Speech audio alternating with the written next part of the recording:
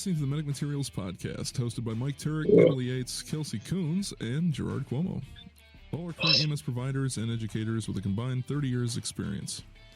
Each month, we discuss EMS news, medical science, and review actual EMS calls, bringing many educational opportunities to the listener. Portions of the calls have been altered to protect the privacy and identity of all involved.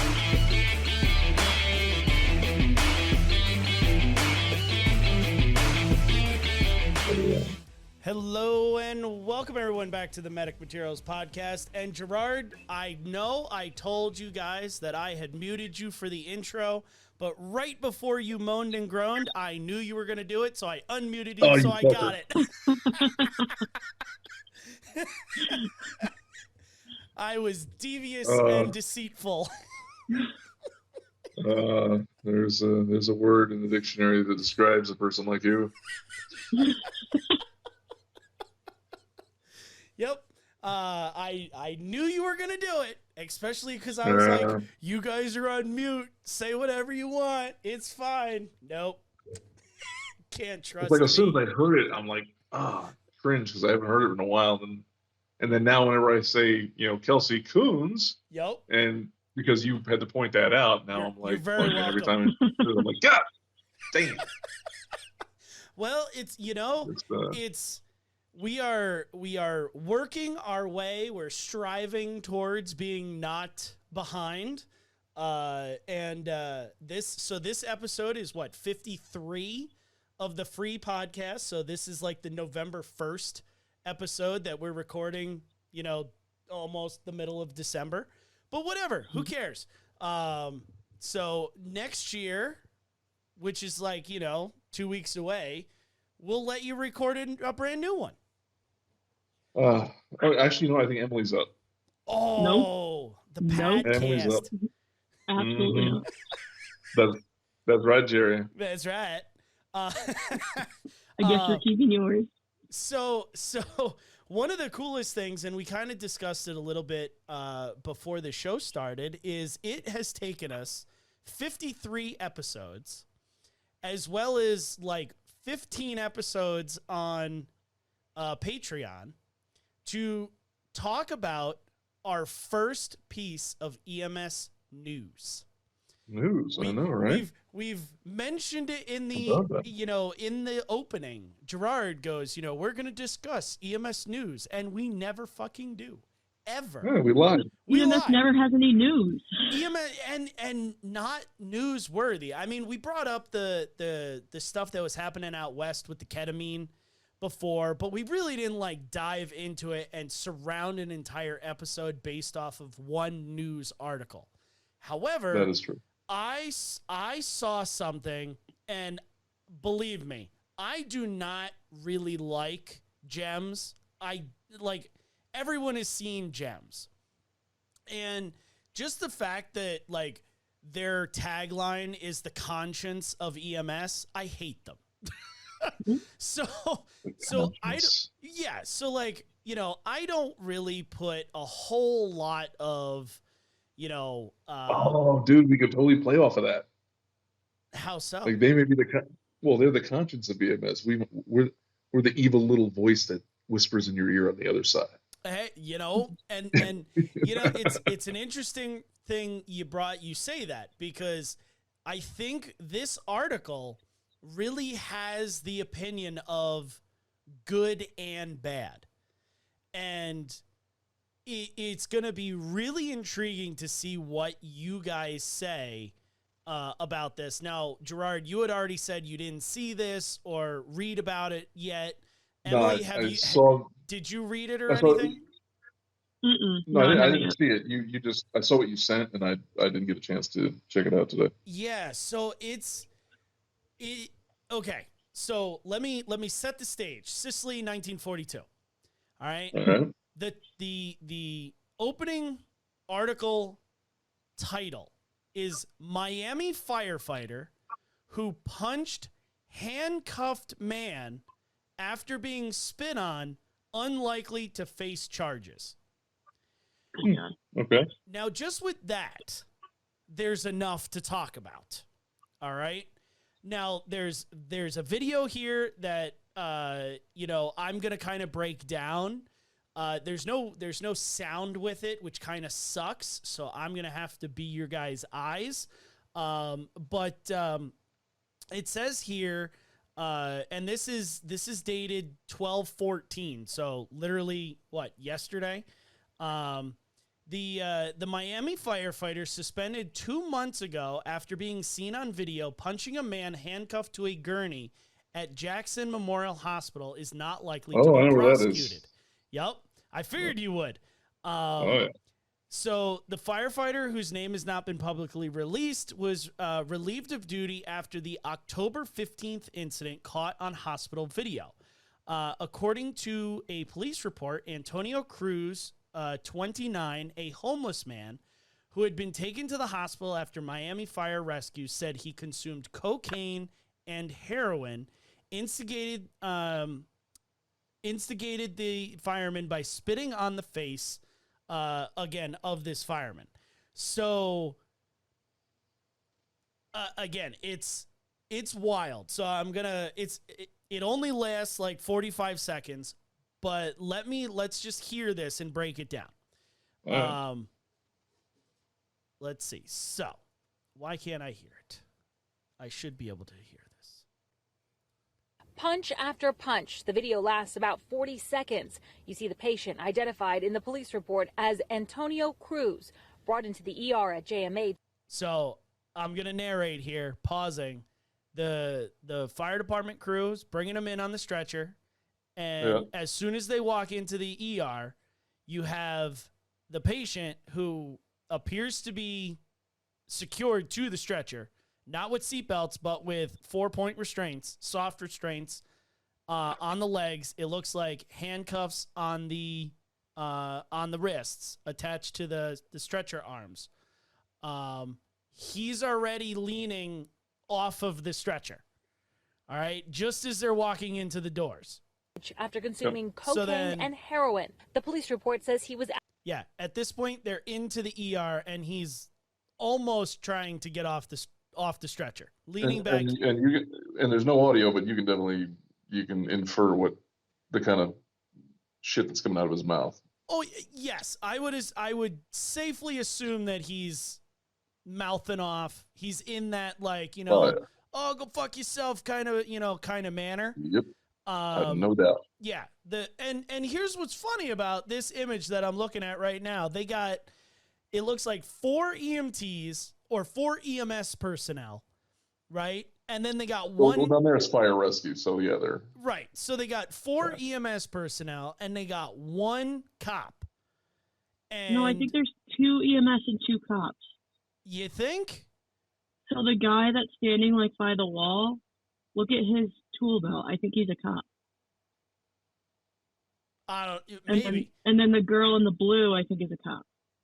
Okay, see, I was thinking she was EMS. Okay, so maybe there's 3 EMS, 2 cops, but even still, the larger, and this is no offense to, you know, girl police officers, because most of them are really hot, but the dude, the dude cop. Listen to that sexism. Holy shit! Wow. Not nothing against, you know, female officers, because, you know, they're very capable and they're good at what they do. No. You know, a lot of them because they're fucking hot. Exactly. Wow. The letters are gonna come pouring in.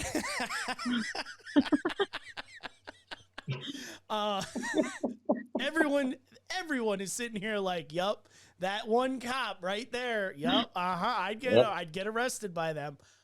It's not just me. So the male. Oh no, she could take me in too. I know. Yep. The male officer on this video is walking around the stretcher now to the backside of the guy. I'm hoping to pull him back onto the stretcher. That's not what happens, however. So we continue. Agitated and screaming to the rescue personnel. The video has no audio, but you can see the moment when So at this point, he's now sitting up off of the stretcher. You can clearly see he's got soft restraints on his ankles, right? He's got hard restraints onto the bars of the stretcher. The stretcher mat is down off of the, like, hanging off of the foot of the stretcher by at least 1.5 feet. It's like the head of the mattress is almost at the crease of where the head starts moving up. So clearly, I didn't really get a good look, but to what part of the cot is he handcuffed to? The armrest by his waist, just on the the rail. hand. Yeah. Yeah. So there's no That's half the seatbelts. problem right there. Yeah, there's no seatbelts on him. There's no shoulder restraints on him. There's no nothing. And whether or not, I don't know, he got out of them or what, maybe. But at this point in time, nothing. And I mean, you could add soft restraints to the cot, to the actual body of the cot instead of the handrail, and that would have solved that whole fucking problem right there. yeah, He would have been completely immobilized. He could maybe move an inch or two in either direction with his arms and legs, and that's about it. Right. And then you slap a spit hood on him, and you're good. That's it, done. Right. But here you have him being able to slide down that 1.5 foot handrail. Right. Right. So you got one EMT standing at the foot, one holding on to the head. I do agree, M, that is a female officer. Now I can actually see her badge. So he's looking directly at the female officer. Now the medic in question, or the firefighter in question, is standing behind her at the desk. Okay. And the male officer is just standing behind this guy by about 3 feet, not like hands on his side, doing bupkis. According to the report, Cruz spits in the It's all about where you stand, Right. So it looks like the female officer's kind of like desperately pleading to this guy to like chill out, calm the fuck down. The firefighter in question is sitting at the desk doing tablet work because that's exactly like he's checked out. He's like, yep, whatever, who cares? This guy's annoying as fuck. direction of the firefighter's face. So now he takes a spit in the direction of her. She moves. He gets hit. At least that's how it looks to me. And he starts and the firefighter moves directly into this guy. And that's swings at him once. And the firefighter starts swinging, punching the handcuffed man multiple times while coworkers try to stop him. Yeah. So we don't need to know about the rest of the video, but right. But let's see. So he's already come up. The first swing and that's misses. when it glances right behind the back of the guy's head. Firefighter.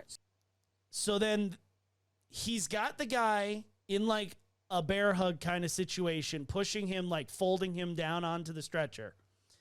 Start swinging. Then he takes his one arm and pushes him back onto the head of the bed, holding him there with his left arm while he rains down the handcuffed man multiple times while coworkers try to stop him. Maybe 3 punches while he's holding the dude down onto the stretcher before he gets pulled off. Yeah. So my question to you guys, before I go into comments and stuff, because I was reading the actual like JEMS post because I figured there would be a lot of input from EMS providers on it, and there was some juicy comments in here. But what are your personal feelings about this? And then let's go into your professional feelings, because I think there needs to be a differentiation between the two. I'm looking at Emily. I'm reading the article now. Oh, she's reading. I mean, how many times have we wanted to do that to a patient? Like, I get it. However, absolutely fucking not. So one of the things, one of the comments that I kept seeing, and I actually wrote it down just in case I couldn't find it again, was, I'm not saying he's right. I'm just saying I understand. Yes. Ooh. I mean, I feel that. Like, everything about this video, like, I literally have goosebumps on how disgusted I am. But, like, I would be lying if I told you that I could think of 5 patients off the top of my head. I would love to do that too. Well, and that's it. So, like, Gerard, are you kind of in the same boat, or are you like, where are you kind of in this? I'm in the same boat. I just find it funny how you actually use the same the same analysis that Chris Rock had when he was talking about OJ. Yep. He's like, I ain't saying he should have killed him, but I understand. Right. And like I don't, and it'll be really interesting once I start getting into the comments, kind of how people feel, because I can understand, like, there have been times where I have loved if this could possibly happen, but it's not our business. Like, you want to go and fight people, go become a professional boxer, go become an MMA fighter, right? Go become go become a cop and, elbow people, whatever you want to do. It's not in our job description to fight with people. That is the cops section. Like, there were 2 police officers there. They should have stepped in and, done something here. Now, we'll get into the other end of that in a little bit. But, Gerard, I remember you and I used to do a different podcast together. And one of the things that we were having a discussion on a particular topic that I'm not going to divulge into. Yeah, I know the one you're talking about. But you said, and it resonates with me to this day, our job is to do no harm. Our job is to render care to whoever under whatever circumstances, because they called and require help. And whether we agree or disagree with the action that they took or whatever, it's our job to do no harm. And I don't think, I think this guy threw that right out the window. Yeah, I mean, it's kind of a double-edged sword, because at the end of the day, we're human beings too. Yep. And I'm not saying, dropping all those freaking bees on him was okay, because it wasn't. Maybe a quick, little attention getter to, make him calm that fuck down at that point, because now it's getting physical. I don't know. It depends on the situation. It depends on if anyone's looks like he's gonna hurt somebody. I don't know. I wasn't there, but I mean, it just using him like the fucking speed bag, that probably wasn't the best thing for him to do. I mean, that was over the top. And one of the things, you say use them like the speed bag. Well, one of the things that really stands out to me in that video is the fact that he's literally holding the guy down who's also restrained. So he's making sure that guy doesn't move again, so he can just keep clobbering him. He knows that he's not going to clobber him back. And at that point, how is this firefighter not just as out of control as that patient is? Exactly. That's exactly the thing. You've just now escalated that situation to the point where it's out of hand. It was out of hand when he spit on him or spit in his direction. We don't even know if it hit him. It just spit in his direction. And you go in and, you throw one punch. That's one thing, right? But then you go and you hold down a literally defenseless human being because they're strapped down in 4 places. Can't defend themselves, can't fight back, can't throw a defensive punch, can't do anything but take your wrath. And now you're raining down 2, 3, 4 punches. That to me just shows, I don't care how angry you are or what the circumstance around it is, you're a pussy fucking human being. Well, you know what it shows me, honestly, I wouldn't even go down that route. You know what that really looked like when I watched it again? I mean, that's frustration, baby. I mean, that's someone who is that you just watched a human being at the end of their rope. So that's that's a lot of what's in the comments.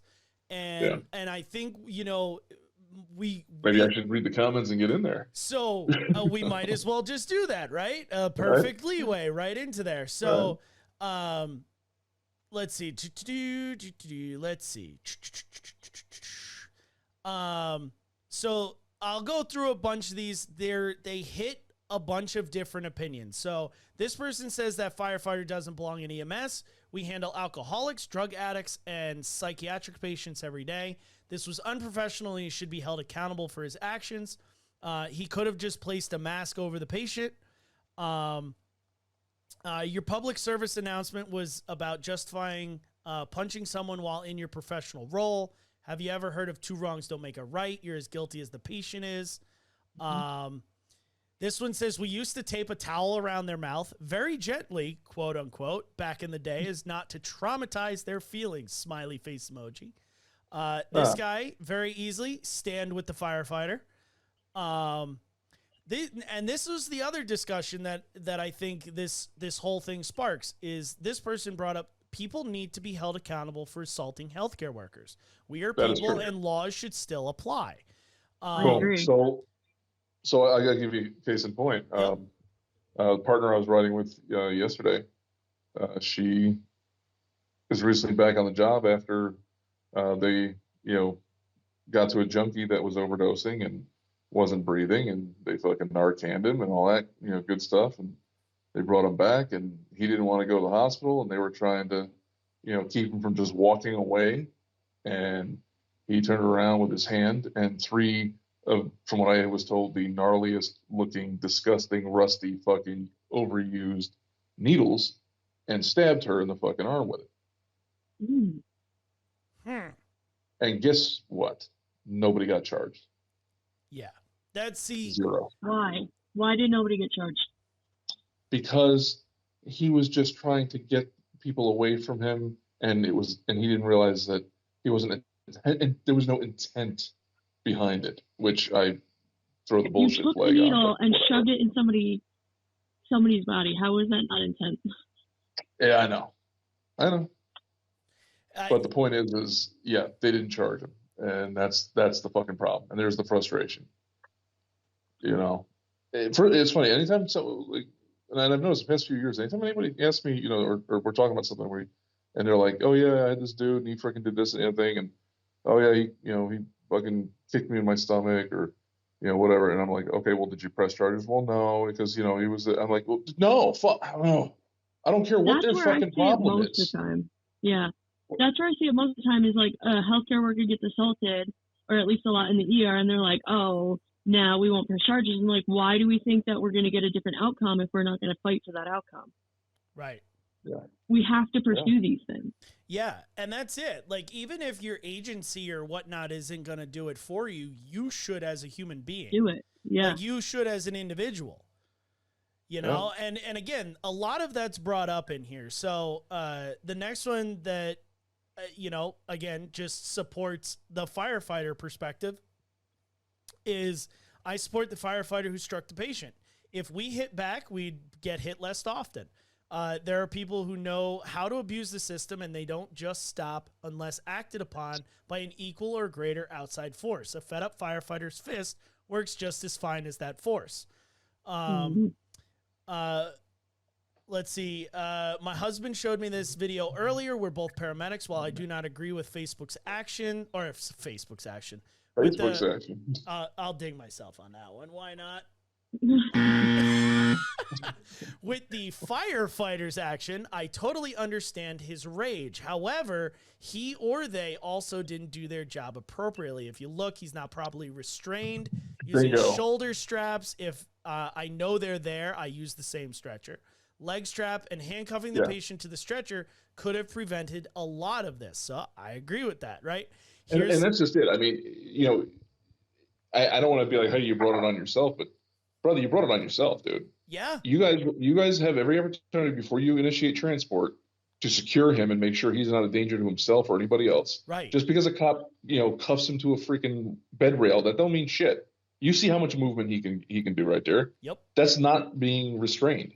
Right. He needed soft restraints to the body of the cot that has no give to it, and you can't slip out of it, and you can't break it off and use it as a weapon.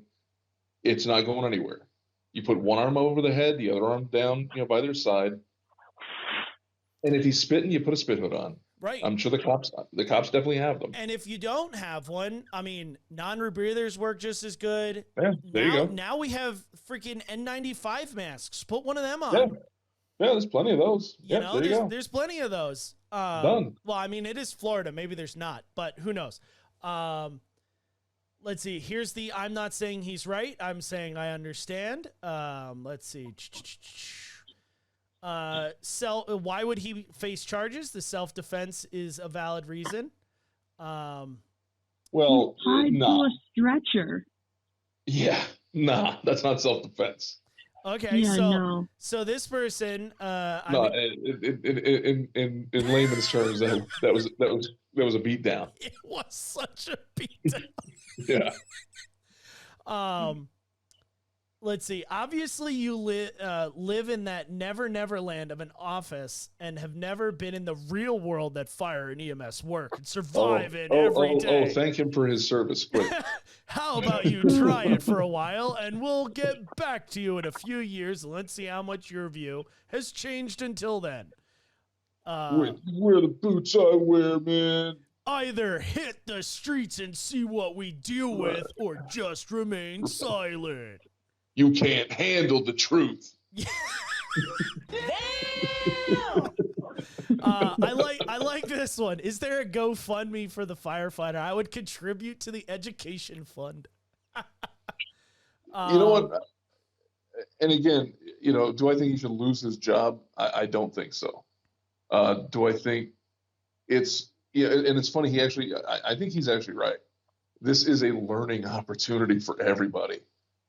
He can literally pull this videotape up, stand in front of a room. He's an officer. Yep. So he needs to lead, and he can stand up in front of the room and say, "Hey, hand up. I made a mistake. This is my mistake, and this is why we don't want to do this. Let's go through and see how we could have changed this outcome. I fucked up. My bad." Right. Said he's probably going to pay this motherfucker millions of dollars, because of me. So yeah, it's definitely like. Again, this is like, I figured once I saw this, I thought it was going to be clickbait. I really did. I was like, right. Okay, let me, I hate GEMS. Let me just look at this. And then I actually watched the video before I read the article, and I was like, oh, we're totally talking about this. Yeah. So one of the things, I like this. Nice job with the restraints and seat belts. Right. And that's just it. I mean, it's not even like a joke. I mean, that's legit. Like this whole thing, we wouldn't even be talking about it. We'd be talking about some call review or, fucking wet bandages and shit. And right. Fucking no. So we're talking about this because, homie didn't freaking restrain his patient properly. Well, so, okay. So, you guys get the comments, right? But yeah, like, there's so many things that cross my head when I'm thinking about not your mind, just your head, right? Just my head, just right across the forehead. All right. And I watched this video, and we can all clearly see how terribly restrained he is, right? Right. Now, to get to the point where the stretcher is fucked up and he's leaning off of this and all of this and handcuffed to the stretcher, 4-pointed, whatever. There had to be escalation to the point from the start, or somewhere from the time they first found him to the time that we get to the hospital, right? Well, I mean, when you put somebody in handcuffs, that kind of changes the whole dynamic. Well, right, exactly. So why, like you say, they had time and effort to 4-point him to the stretcher. They had time to actually put him in the seat belts and put them tight enough to where he can breathe adequately but not move around and wiggle. But I'm sorry, if he is that unruly at that point on your stretcher, where is the chemical sedation? Because he is leaning off of the stretcher. Just hold, like the two EMTs that have one little hand dangling on each end is not going to save that stretcher from toppling over. Right? I'm gonna let Emily answer that one because yeah. So now I don't know. I'm not sure. I'm not sure this would reach the point of Absolutely, it does. Absolutely. You think according to New York State they're gonna call that excited delirium? Fuck yeah. Yes. Yes, I do. What would you call that? That's agitation. That's severe agitation. But even still, then I call a doc and I say, "Hey doc, we have this guy restrained and he's still." What was Would that? I Versed or ketamine him at that point? Yeah, maybe. But again, and who knows? Maybe they called. But I mean, according to the definition, I mean, I don't think it meets the threshold of that because I mean, he's not hurting anyone or himself. Is there potential for it? Maybe. I don't know. You can make the argument. So you wait to give him the ketamine until you can probably make the argument and win too. But yeah, no, I don't know. But some people would probably look at that and go, "No, I'm not. We haven't got there yet." But this is again, Me, I'm probably not one of those people, but this is, see where they would have that argument, right? And this is why I wanted to bring it up because I think it's a unique time to talk about these kind of things, right? There's always that threshold between agitation and excited delirium, and realistically, the only differentiation. Gerard just left us. Aww. He didn't plug his phone in, I bet. No, that was weird. Bye-bye. Where did he go? Gerard. That was peculiar. Yeah, he literally just bounced. See ya. Yeah, he's done with this conversation. But yeah, so what I was starting to say was, everyone draws this argument line between excited delirium and agitation. And, realistically, in New York State, the only thing that really differentiates the two is with agitation, we have to call for orders for sedation. For excited delirium, we don't. And there is that threshold point where every paramedic has to make that decision on, okay, do they meet excited delirium or do they don't? And I think that really comes to a point where you see excited delirium patients. We've all seen them. We've been on calls with them where they're actually excited delirium. They're running around, they're naked, they're whatever. They have the hyperthermia, they have all that. And it's clear. Right. So I would agree, Gerard, not being there, that this guy is probably just an agitation patient. Right. However, that doesn't stop me from making that phone call and being like, hey, doc, listen, this guy is, he's high on something, right? That at least they're assuming cocaine and heroin, right? And he's going ballistic. And we need something to chill him the fuck out. Well, I mean, the other thing is I don't really know. I don't think any of us know what Florida protocols are, what they carry, or what they can and can't do. Right.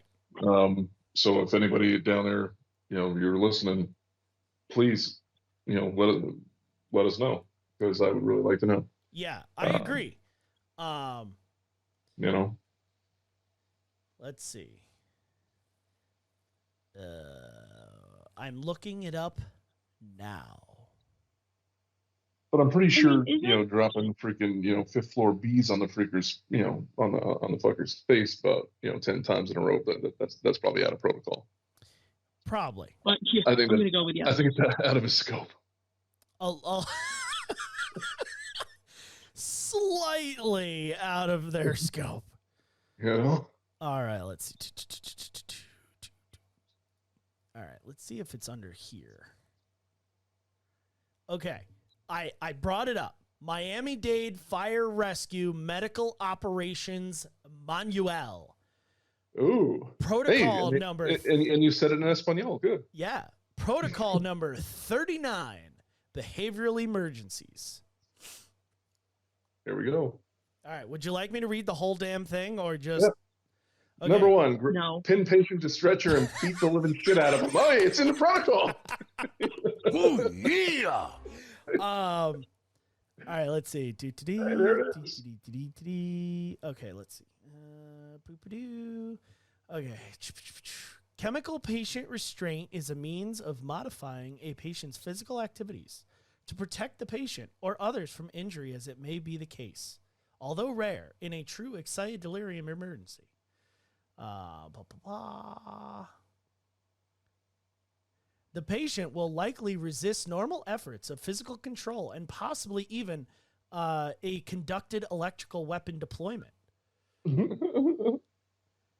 Let's see. I always giggle at the thought of a taser. I'm sorry. Chemical restraint with IM or IV medications should only be used with less restrictive means of controlling a patient's behavior have been exhausted. The reason for restraint, the method used, and a pre-Glasgow coma scale should be documented in the EPCR report. Let's see. All right. So the BLS person. Oh, now they're okay. Hold on. All right. For ALS, I can't believe this has to be a note in there, but it says when physical and or chemical restraints are used, a complete ALS assessment and treatment will now be required. You know why that's in there, right? I'm not surprised that's in there. Yeah, I'm not Really? surprised that's in there. Patients exhibiting signs of severe agitation, compromising patient care or the safety of themselves and the crew, and the continuation of struggle against physical restraints, consider chemical patient restraint. Administer ketamine 2 milligrams per kilo, max of 200 mgs, slow IV or IM. Follow with administration of midazolam 2.5 milligrams slow IV or IM or IN. I want their protocol. But there you go. He had, I mean, that whole crew had the means to stop this. Correct. Like, you know, and that is directly off of Miami-Dade Fire Rescue. So this should be, if I, hopefully this isn't Miami-Dade, like, where the heck is this? Iowa? Yeah, well, no, that's what I'm making sure, because I don't want to be that guy. I'm pretty sure there's only one Miami-Dade. I don't know. I'm just making sure. All right, but the point is, I mean, let's see. I get it. They're a busy agency. I don't want to use the term pump and dump, but I mean that's kind of that sounded very dirty. It's kind of what they got to do. They scoop them up and dump them at the freaking hospital and move on to the next one. Right. So, I mean, were they just kind of in that mode of just, okay, scoop them up, throw them in the hospital, and let's get the fuck out of here and go out to the next call. Right. Then how are you gonna beat the shit out of him for spitting at you? You were the one that didn't take the time to treat the patient. But that's my point though, is that they're so in that mode of just not treating patients. You just throw them on the cot, throw them in the ambulance, throw them at the hospital, and then get the fuck out. Right. No one actually sits and takes time. Make sure you get your 2 sets of vitals in the 3 minutes it takes you to get to the hospital, and that's it. Yeah. It's and you know where you all live. That there's a few agencies there that are believe revered by the public. Yet if only the public knew. I'm not saying you're wrong at all. Yeah, I agree. Emily knows what I'm talking about. So I can confirm that this is their protocol. Okay. I did just look up the logo and it matches, so that is their protocol. But All right. yeah, so like I agree. There are plenty of agencies that the providers are just like, yep, whatever. Like, it's fine. Who cares? Hospital's around the corner. Hospital's around the corner, and they do bupkis. I mean, literal bupkis or less than bupkis, And I'm sure that, especially in an agency that runs this many calls, they deal with so much BS. And I'm sure that all of these guys and girls are just tired of it. But that brings us full circle to your comment that I brought up, in that their job is to do no harm. So no one, like, their lackadaisical attitude towards this call of, oh, this guy's a dick, he's bullshit, whatever, that might have gotten in the way. And again, we're speculating here, so, we can't know for sure why they restrained him the way they did. We don't know why, they originally got the call. There's a lot of, Monday morning quarterbacking that we're doing, but at the same point, like, I want more emphasis on the education. Like he says, oh, it's that guy's education not to do it again. Okay, well, we can make an education on, hey, providers, make sure that this doesn't happen in the first place. Right. Yeah. And I think that's what should come out of this whole incident, is looking at it, breaking it down and going, hey, they were restrained the wrong way. Why, if this was a BLS crew and it was only a BLS crew, hey, why aren't you getting a paramedic for maybe restraining this patient some other means? Right? Like, we've all been in these types of situations where we have violent people like these who are just off the wall, and I mean, it's not something that we look forward to. But, like there's that whole argument that, oh, we get struck all the time. In 15 years, I've been struck once by a patient. Once. Yeah. Get struck all the time. What are you doing wrong? Exactly. Right. But that's it. Like, where is this coming from? Again, I've worked in inner cities. I've, walking through the projects, being called cracker, and being gawked at by I mean, let's be honest, you kind of are a cracker. I'm just saying, like, there has been times where They're not lying, but like, I've been put in uncomfortable situations. It's never gotten down to violence. Like, you learn to de-escalate situations or leave. That's that whole scene safety thing that you teach BLS providers. Just leave. And I can tell you right now, like, maybe a couple of times is where I've had to actually hold someone down. And fuck, man, I could probably count the number on one hand and have fingers left over of how many times I've actually used chemical restraint. I mean, if you want to count the one where I threatened chemical restraint and she complied, Yeah. But what I mean. But it's how you talk to people. I mean, I've gone in and motherfuckers irate and shit and all that, and then, and you come in and sometimes I gotta kind of, hey, I'm with you. Maybe I gotta throw the cop that was just there under the bus a little bit. Say, hey man, fuck him. He's a fucking asshole. Talk to me. I've done it, and suddenly, this motherfucker's on my side. Right. All right, cool. Right. And like you, Gerard, I can count on one hand, and I have 4 fingers left over, how many times I've had to chemically restrain somebody. Yeah, I mean, I'm thinking about it, and I think twice, maybe 3 times. Yeah, because again, if you know how to de-escalate the situation, it doesn't become a problem. So yeah, really, and for me, it's like either, and I can tell you, I mean, it's either a situation where it has escalated so far before I even got there that, it is now it's a police matter. It's not my problem. Right. They're doing things to this guy, or it's at a point where, it's still salvageable. Very rarely. And it was just those couple of times where you kind of got there right in that sweet spot where it was like, fuck, do I really want to see them get tased? Nah. All right, let's do this. So I kind of want to get your perspective from the hospital side, because again, I've never heard of a story in your, 14, 15 years of getting whacked.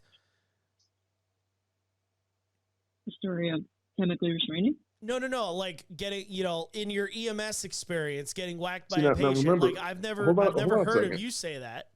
Hold on now. I'm Italian. All right. That has a completely different meaning to us. That's true. Okay. Getting beat on. How's that? There you go. I mean, I definitely I'm like, they're slaughtering them. Where did those concrete shoes get? I have certainly been assaulted by patients on an ambulance, but never have I ever put my hands on them like that. Right. How about in the hospital? Well, it's funny because you guys are like, oh, I've chemically restrained once. I was like, we do it at least once a shift. Yeah. Ativan is a beautiful thing. Ativan is the amount of times that I've been spit on, punched, kicked, kneed in the face, like, I get it. A lot of the times, though, like, I put myself in a situation that I was able to get kicked. So when it's like on the ambulance, the one that I'm thinking of, like when they're thrashing and spitting and kicking at me, like, take yourself out of the situation. Like you said, it's not a safe scene then. So now I'm out. Right. Well, and that's it. So, like, even if you just move to behind them where they can't get at you. Right. That might shouldn't be able to. Right. That might just be your saving grace, is just stand behind them. And when you stop engaging them, they really don't have anything to talk about. Yeah. Yeah. And that's it. Like there was this one, I will never forget it, because it was the one time that I mouthed off hard at a patient. And they were just yapping and yapping and yapping. And I was like, all right, I'm done with this dude. Like, I'm just going to go sit behind him. And I just stopped talking. And he kept yapping and yapping and yapping. And he's like, why won't you effing talk to me? And blah, blah, blah. I was like, and that's when I lost it. I was like, I don't have anything to fucking say to you. You're fucking, talking like garbage. I don't fucking care. Like, shut up, sit down, be fucking quiet. Don't say another word. And he's like, you can't talk to me like that. And I was like, dude, fucking shut up. And this was the one time where I pulled Gerard's, card of the next time you speak, you will be sleeping. And then he done. That was it. That was it. It works. It so does. and that's just it. I mean, you gotta have to put. It's almost weird, but you do kind of have to put yourself in their shoes for a second and realize they don't know what you know. So you can use that to your advantage. Yeah. They don't know that, we have protocols to follow and that, this, that, all they know is what you tell them can happen or will happen. So, I mean, I was just thinking when you're saying that, when I was thinking about this one where that was, belligerent like that and, was grabbing shit, fucking chucked the fucking roll of tape across the rig and shit. If I was like, hey man, check this out. And I got, there was a deputy that was standing at the door. I told him, hey, please get out, close the door. And I said, hey, here's the deal. Either you're going to calm the fuck down and ride with me to the hospital, or I'm going to turn you over to them. I said, I'm here to make you feel better, to make sure you're okay. That's my job. I turn you over to them. Their job is to put you on the fucking ground and lock you the fuck up. Yeah. I said, so you make the choice right now. Yep. And guess what? Homie just like, all right, I'm riding with you. Yeah, I'm done. I'm done. Yeah. Whatever. Yeah, I mean, it really is something to behold when you hear all of these stories and whatever, and you're just like, how did that even happen? You know, and I think a lot of this is people are in the wrong place at the wrong time, and they develop these situations and they perpetuate the situations, and then eventually it spirals out of control. And they don't realize, like, you have to snap them out of whatever they're in. Yeah. Because if they're super pissed about something, I mean, like, and it could be nothing. Like, many times, I will literally put myself not like right, nose to nose with them, but like at like one end of the stretcher. I'll be down by their legs, and I'll just put myself right into their line of sight wherever they're looking. And I'm like, hey, 2 fingers, look at me in the fucking eyes. Here's what I'm saying to you. You know what I mean? Snap them the fuck out of it. Make a connection. Yeah. You know, I mean, who knows what sets these people off? It could be the smallest thing, like somebody took something, that if you just take it back, they're fine. Like I've had that where the dude, there was a girl that I was transporting. She was flipping the F out because the sheriff deputy had her phone. Right. Mm-hmm. And I just walked over and was like, listen, can she have her phone back? Like, are you guys done with it? And they were like, yeah. I grabbed it. I gave it to her. Calm as a cucumber. Yeah. That's funny because I used the phone to get somebody the hell out of my house.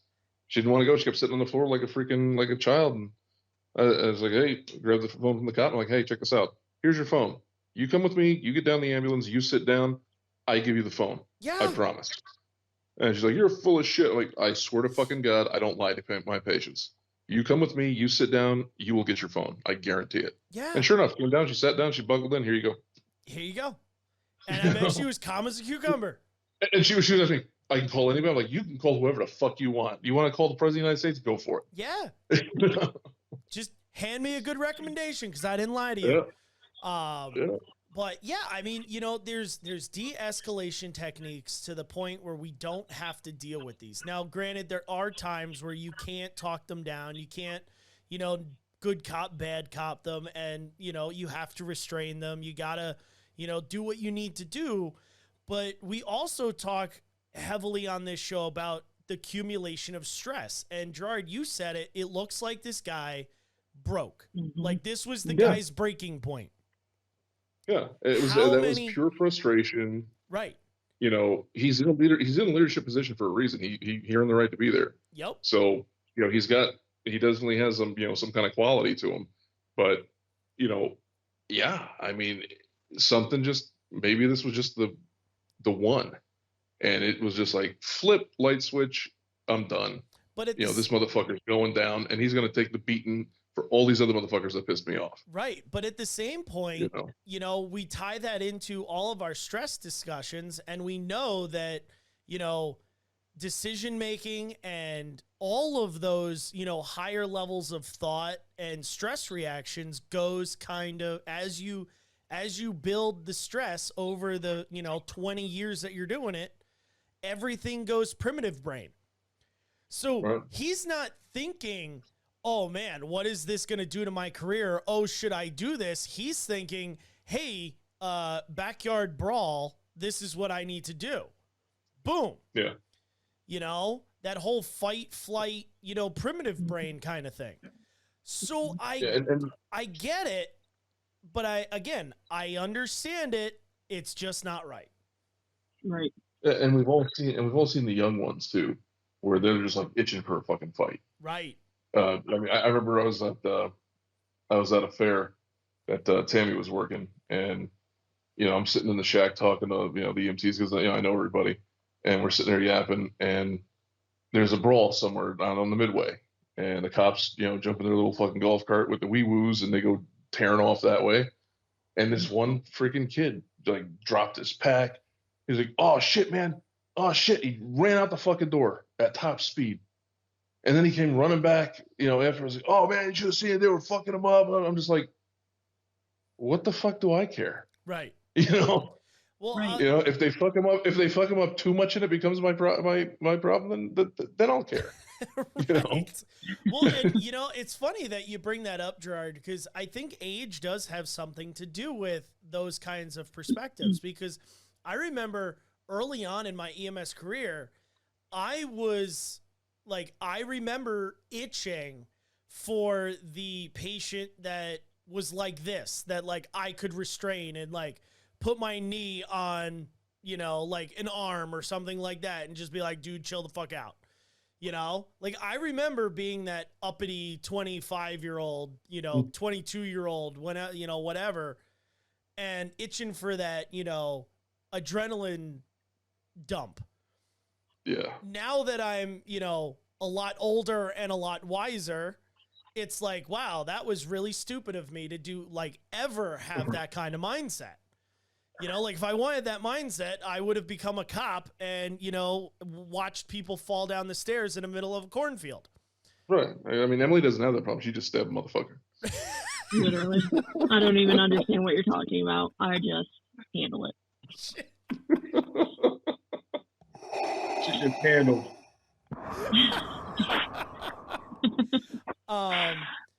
Yeah. So, you know, is there anything else that you guys want to add to this, or a message to be sent to anyone listening? I think a lot of it has to do with, at least from my perspective, is I can't condone this.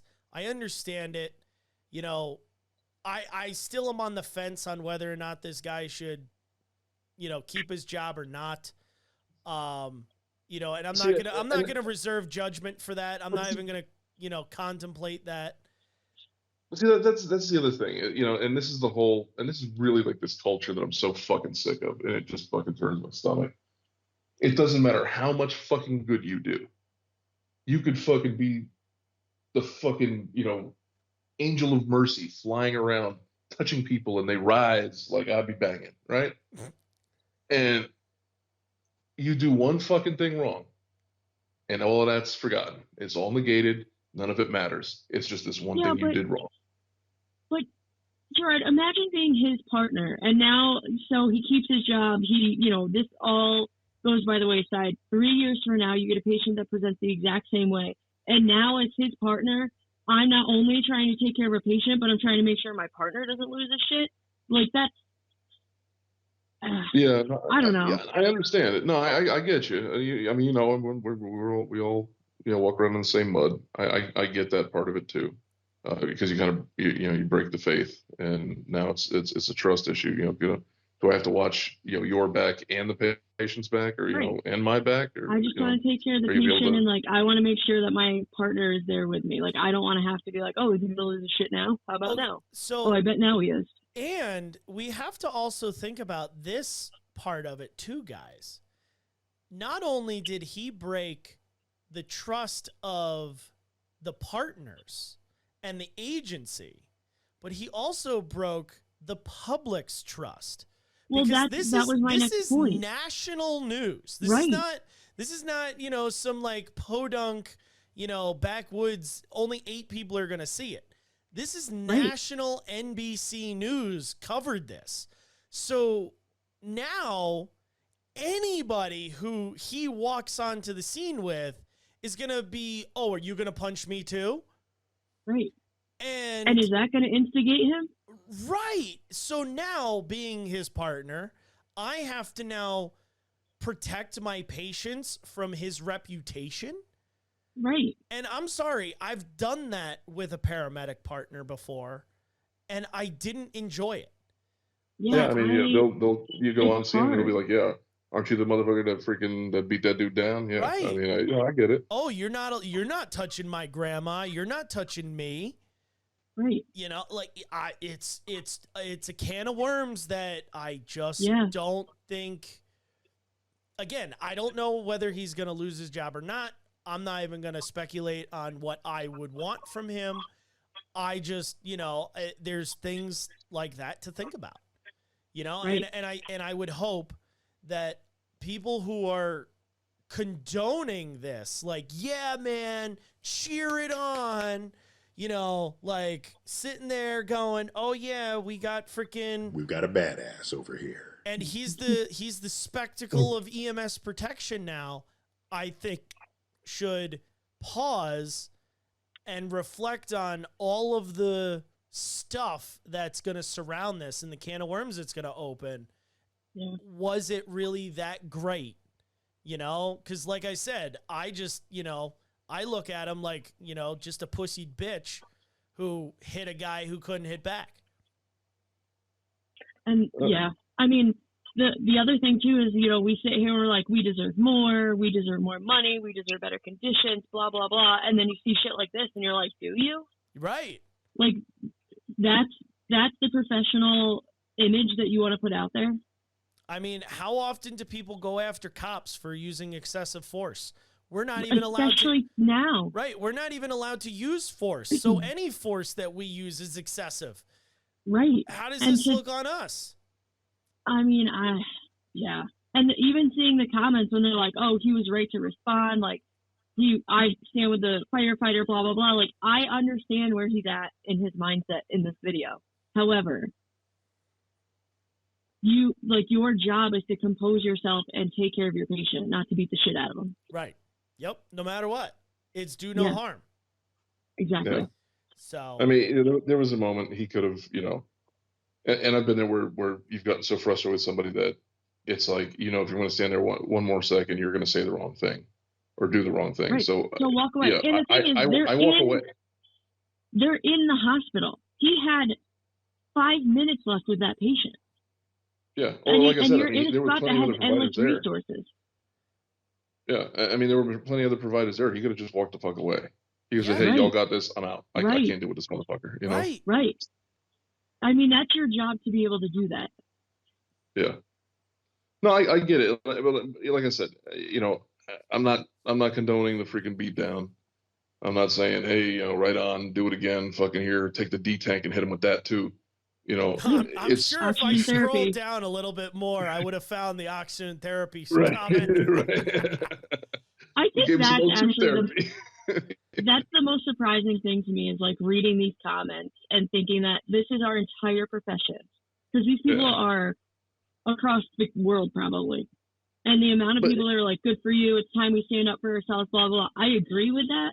We do need to stand up for ourselves. We do need to, you know, not condone this behavior, but not by acting worse than the patient is. Yeah. And again, look at the comments, you know, and maybe take that step back and take them all as a total.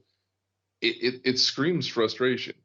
You know what I mean? Oh, I'm sure 100%. there's a few freaking, you know, cocksuckers in there that are just looking to freaking get off on something. But no, I mean, for the most part, yeah, it's people are frustrated getting shit on by people we're trying to help. And But you know, it's the same people that won't press charges on these patients. right. And that's my point is if you want things to change, then you have to change. Right. You know, you have to stop this. Well, my patient was, well, you know, he got a little, but you know, he was on this, or, you know, this had just happened, or, you know, this. I don't give a fucking rat's ass if the dude's mother was just killed by a fucking car falling from the sky in front of him, and he fucking, you know, watched his kid overdose. You fucking hit my partner, you hit me, you're going to fucking jail. I don't give a fuck. Exactly. Right. Yep. I'm here to do a job. That, like, exactly. So I'm going to end on one comment that kind of just puts into all perspective what we were just talking about with the public. This gentleman hasn't the qualifications to be near patients. Perhaps he can fight a fire, but I'd be concerned he'd leave victims in the blaze if they were hysterical with fear, or allow a victim to drown if they dare to grab him. The man was handcuffed and helpless. He needs to lose his job. Fuck, I wouldn't let him even feed my goldfish. So that is now what one person, which I'm sure many people, are thinking about this. Yeah. You know, and that's the damage that this one does to the rest of the group. You know, like one stupid decision by one stupid provider, and now everyone's going to, you know, suffer the consequences. Which is something that we have been dealing with for decades. Yeah, because really think about sucks. even in the region, like one stupid provider did something, and now that's going to get taken out of our protocol, or we're not going to do this, or, you know, when they were looking at ketamine in New York, they brought up the Colorado case, and like one bad decision or one ill decision, and now it's going to affect EMS across the country. Yep. Well, now here's an idea. I mean, and this is what I'm kind of what I'm getting at, and it's like, I hate to always go back to like fucking, you know, the former life and all that, but you know, when there's an accident, you know, they don't rush to to point a finger at, who's at fault and what Right. happened. Yeah, and that kind of shit. They try to find what the chain of events were that led up to it, and then figure out a way to keep it from happening again. And that's the whole purpose of it. There's nothing punitive for you to, sit down and tell the truth and write, okay, yeah, I, did this, I did that. Okay, I dropped a couple 100 feet below, minimum, altitude because I wanted to do this, that, and the other thing. No one's going to, pull your card, throw you in jail, whatever. Right. We should have a similar type of system in EMS where someone like this guy, right? And this is where I'm getting at. I don't want him to lose his job because I'm sure he's done a lot of fucking good. Out of it. Yeah. I'm sure the majority of his career, he's probably done a lot of fucking good. And there's probably a lot of people out there who are alive because of him. So here's an opportunity for him to, take what he did and go out and talk to people that, talk to our people, us, and say, here's what happened. Here's what led up to it. Here's what I was feeling at this moment. So when you recognize you're getting this way, that, this is the kind of shit that's going to, happen if you don't get that in check. Teach people like, this is what you can expect to feel. And here's how you should channel it. Don't do what I did. And almost, you know what I mean? Yeah, almost channel the same kind of energy that like Dan's son did. Right. Take something that happened negative and turn it into a massive, education wave that has been so successful for Dan's son and the community as a whole, all over the world, for EMS providers. Because this isn't just a United States thing. This is an everywhere thing. I mean, do I think he should remain in a leadership position? No, I don't think so. There has to be some repercussion for what he did because he broke the faith with the public. It's a mark on the system as a whole. So there should be something, like I said, drop him back down, make him a truckie again, whatever. But I mean, part of his penance should be, here, you're going to write up a freaking presentation that you're going to go around and you're going to give to freaking EMS agencies around the area. Yeah. When you go, you're going to represent us at these symposiums and stuff. You're going to represent Metro-Dade, and here's what you're going to talk about. Right. I think that would be great. I think, just like so many people, take a traumatic situation or a bad situation and then teach people something good out of that. I think, that would be a perfect opportunity to utilize this type of incident to do the same thing. How else are we going to learn? Exactly. Right. And how else there's so many people that have it inside of them, the want to do it, but never have acted on it. And here might be the linchpin that sways them one direction or the other. Right. It might be the nudge in the right direction. That's like, I don't want to risk all that. Like, right. I see myself getting this way. Yeah. Okay. Right. Right. I've noticed those same types of things happening recently. All right. So, okay. So I need to freaking like keep an eye on that, Right. Or seek help or whatever, start talking to people, vent, whatever it was, cut down hours, whatever it might be to solve that deterioration. Yeah. All good points. Again, I didn't bring this up to, bash the guy, bash the department, bash the situation. I brought it up to see where we were going to take it because, I script a lot of episodes to the point, like, everyone knows me. I'm the timekeeper. We keep on task. This one, I had the article in front of me. That was my plan. I had no clue what was going to be said or where this was going to go. I was wondering where you guys were in your opinions.